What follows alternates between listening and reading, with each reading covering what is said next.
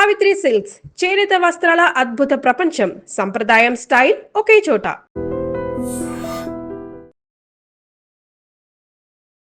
రోజుల క్రితం సుబ్బారావు అనే న్యాయవాది ఒక ఆయన కంప్లైంట్ ఇవ్వడం జరిగింది మంగ్లీ ప్లస్ వాళ్ళ తదితరుల మీద.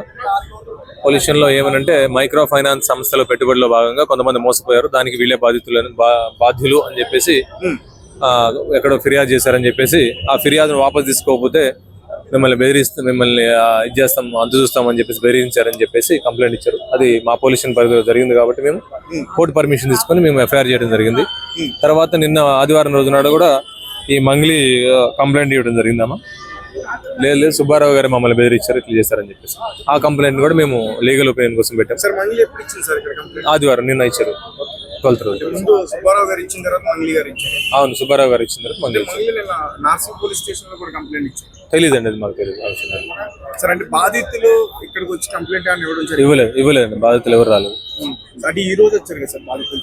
మా పొల్యూషన్ దగ్గరికి ఎవరు రాలేదు. పొల్యూషన్ లోపలికి గేట్ దాటి ఎవరు లోపలికి రాలేదు. మిమ్మల్ని సుబ్బారావు గారిని అడిగాం, బాధితులు వస్తారంటే బాధితులు రమ్మని చెప్పండి, ప్రెస్ మీట్ లాంటివన్నీ ఇక్కడ పర్మిషన్ లేదని చెప్పాము. మేము బయట ఏదంటే మీరు ప్రెస్ క్లబ్ లో పెట్టుకోవచ్చు, ఇక్కడ చాలా మంది కంప్లైంట్లు ఇస్తారు కాబట్టి పంపించేసాం సుబ్బారావు గారు. కానీ బాధితులు వస్తారని చెప్పారు కానీ వాళ్ళు ఎటువంటి ఫిర్యాదు ఇవ్వడం కానీ బాధితులు లోపల రావడం కానీ జరగలేదు. సార్, అంటే హైకోర్టు అడ్వకేట్ సుబ్బు గారు ఇచ్చిన ఏదైతే కంప్లైంట్ ఉందో మంగ్లీతో పాటు ఇంకా వాళ్ళ ఫ్యామిలీ మెంబర్స్ ఎవరెవరు ఉన్నారు సార్? ఆయన ఇచ్చిన సాక్ష్యాల ప్రకారం వాళ్ళ తమ్ముడు ఇంకొంతమంది ఉన్నారని చెప్పారు కానీ ఆయన స్టేట్మెంట్ రికార్డ్ చేయాల్సింది. ఇంకా మేము పూర్తిగా డీటెయిల్ మేము ఇన్వెస్టిగేషన్ చేయాలి అంటే దీంట్లో కోర్టు పర్మిషన్ కావాల్సిన సెక్షన్స్ ఇది. సో దీంట్లో ఎంక్వైరీ మొదలు పెట్టాలి అంటే సో అందుకని కోర్టు పర్మిషన్ తీసుకొని మేము ఎఫ్ఐఆర్ రిజిస్ట్రేషన్ చేయడం జరిగింది.